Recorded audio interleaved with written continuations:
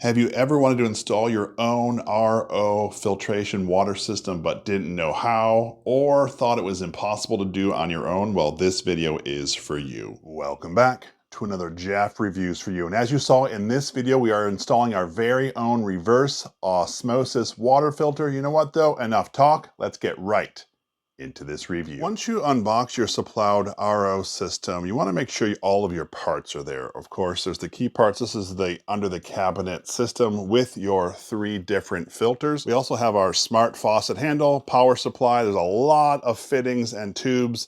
And then, of course, a connection for you to connect to your sink. The intent of this kind of unit is to be hooked up to your kitchen sink. I already have one on my kitchen sink, so I'm actually going to install it in a little different place. I'm going to put it into a bathroom. I know that sounds weird. We live here on a well, and although I have a whole home filter, I just don't trust it for even just brushing your teeth, so that's where I'm going to be installing this system. I should say that this item was sent to me for review, but I'm going to give it a full, honest test. So what I want to show you first is actually how to replace your filters. Since I have the system sitting right here, this is easy for me to show you. The directions are simple. You should have the water supply turned completely off to the Suplaud system, and also you want to make sure it's unplugged. And what you do is you just pull one of these filters forward. See how it just did that? And I'm going to turn it. Now it's popped out. I'm going to get a fresh one, pop it back in.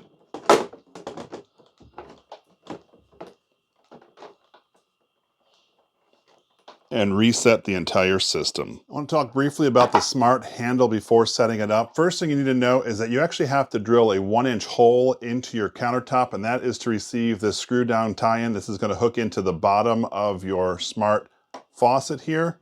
You can really install this faucet in any direction that you want. Having the digital readout in front is most optimal. That way you can turn it on here and then turn it off. Here is the digital readout screen. This is really going to tell you the life of your filters and such, but it's really neat to have that feature as well. There are 2 different connections that you're going to fish through the line. One is your water inlet, and of course this is the power supply that's going to connect to the back of your RO system. The connections are pretty basic to this, but I won't be able to show you this under the sink, so I want to show it to you here. This connector piece that you actually put onto your blue tube coming from the bottom of the faucet. You push in tight.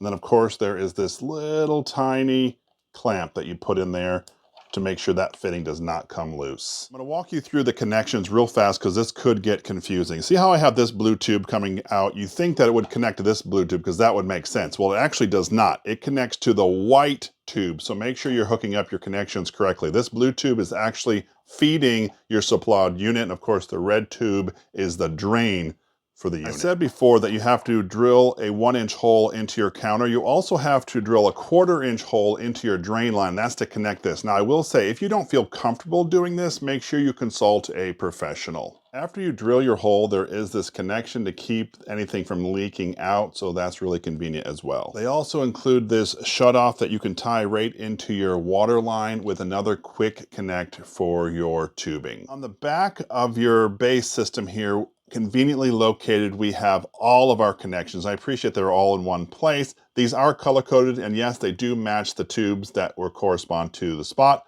Of course, we have our water inlet, we have our discharge, and then we have where our purified water would go up into the faucet. Not to mention, we have our smart faucet connection and the base power supply. Because we can see the back of the system right here, I'm going to show you how to install these. You actually just slide the tubes into their corresponding areas, make sure they go in as far as they can, and they're all snug and tight. We, of course, remember we have these locking pieces that lock the tube into place so they cannot be accidentally popped out. Of course, if there's ever a reason we need to remove this tube, we can pop this piece out. And this outer ring here, if we push that in, and then we can pull the tube, well, it's a little tight, but there you go. And that's how you actually take it out of the unit. Now our lines are all connected. I should say that they go in about a 1/2 inch, so just plan for that much tubing. Let's work together to install the faucet system. I have the faucet stem here in my hand. I'm going to work the wire and the blue tube down and then screw it into this area right here. With everything in place, let's work on just tightening this down by screwing it in a clockwise formation. Once we've made sure that is hand tightened, we're going to put a gasket on. Now there are 2 different kinds of gaskets. This one has like a little bevel. That's what we're going to put on because that fits and seats right inside of the faucet. Slide that right into place, and that's going to provide a nice watertight seal for underneath our cabinet. Since we're right here, we're also going to install our quick connect, pushing that on, and then installing the locking mechanism to make sure that's nice and tight. It's time to go fish the faucet through the hole, but underneath what you won't see is we're gonna put the other gasket up and then screw it in here with the nut tightening all in place. I had previously had a filter here, but I needed to make a bigger hole, so you can see that I tried to go as closest to the other one as I could as possible. So what I'm gonna do is I'm gonna finish this with my 1-inch hole saw. There is the opening. It's ready for our faucet. This is what it looks like all installed and tightened down right to your countertop. It's actually a nice looking fixture and I really appreciate that. We have just slid our system underneath the cabinet and I do want to make sure the door closes, so I'm going to test that first. I am completely clear from my system when I close the door. That's awesome. Did you see this up here? That's my under the mount cabinet lights that I installed not that long ago. It's actually a pretty cool product. The next part of the install is actually the water line. And like I told you before, they have a pretty decent shutoff. I'm not gonna use this myself because I'm already plumbed for a water filtration system at this sink. So I'm gonna use what I have, but I wanted to show you their product. On the top here, of course, is your quick connect that you can just slide in the blue tube. What I really wanted to show you was your connections. They thought of everything. They have different size fittings that you can put. You can have internal screws, external screw threads. They have them both on the same end that you can just try almost any different pipe. You'll be able to connect to your sink. I really do like that they thought through this and gave you a piece that it's going to be almost everyone could use for install. That's pretty neat. I wanted to show you real quick my connection. I did use a shark bite. I don't mind shark bites when it's something that I can access. You definitely don't have these if they're behind a wall, but it's a 3/8 connection that has a crimp tight, and so I just utilize that and I've never had any issues. What I like about this unit specifically is you sort of can see it around the other side. It has a shutoff, so I can change the piping right here. It's now time to install our discharge or drain pipe, and right here I drilled the hole on the top of that pipe. I think you can see it from that angle. The drain saddle that came with the unit was for an 1.25 inch pipe, a typical drain pipe. You can see here I'm at a 2-inch pipe, so I had to pick up one that was fit for the 2-inch pipe, but it installs exactly the same. They include this little foam piece, really meant for cushioning here to get a nice tight seal. We're going to go around the pipe. The red tube goes in the hole there. We're all connected. The nut's tightened down and the drain is ready. Now let's hook up the water part and then plug it in. Just connected the water line here to our faucet. Now I'm going to go get my lock-in piece and make sure this is locked in nice and tight. And then we plug it in and start it up. So here's how my system works. You can see the red purge drain line here. It comes over and connects to the system. My wires are almost zip tied up the way I want them, but it's getting better. But you can sort of see how my system was set up. And of course I have my power cord drilled out a hole through the side of the cabinet and I'm gonna plug it in. So tell me, what are your thoughts of reverse osmosis filter? Something we need, we don't need? Let me know down in the comment section below. I would love to hear from you. We plugged it in for the first time and the whole system is purging itself. You can hear the drain being utilized and the filters are being filled up. This is a great time to look to make sure you have no leaks in your system. The system is still purging, but we are allowed to run the water, so let's turn that on.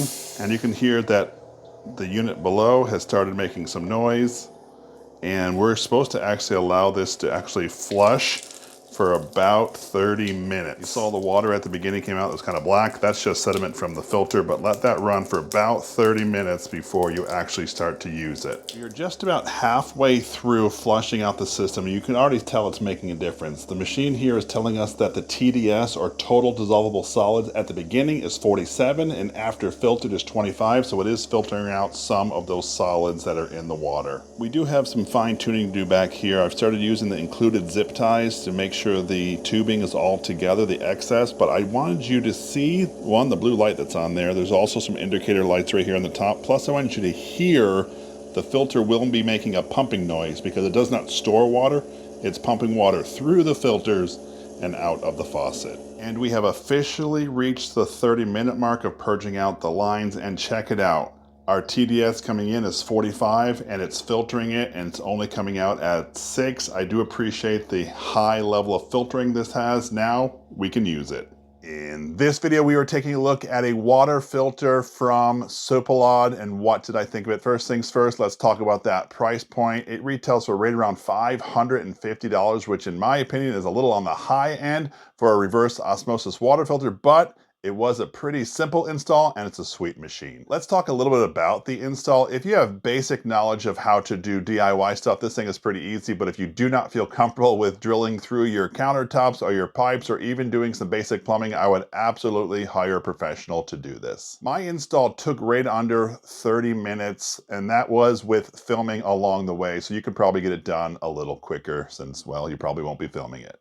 I really like the smart faucet. If we talk a little bit about that digital display, I appreciate that it shows us the life of our filters. So let's talk about the life of the filters. The two smaller one you'll get about a year on, and the larger one you'll get 2 years to replace them. The larger one is right around 70 bucks, and the smaller ones are $30 each. I really like the readout letting us know the TDS in and TDS out. I've said before, I do have a whole home water filter, so a lot of that contaminants are filtered out before it gets to this device, but you can see that there was a difference from start to finish even with this filter. You can't finish a review on a water filter and not talk about the water itself. I will say before installing this water filter, I did not drink the water that comes from my well. I actually use a bottle service, but I have tried this because I want you to know the taste. When I don't use the filter, I do have a weird taste that comes from the well. That's why I really don't like it, almost like a metallic taste. But after utilizing this filter, it tastes like clean, fresh water. So in my opinion, this actually does a really good job filtering out any impurities and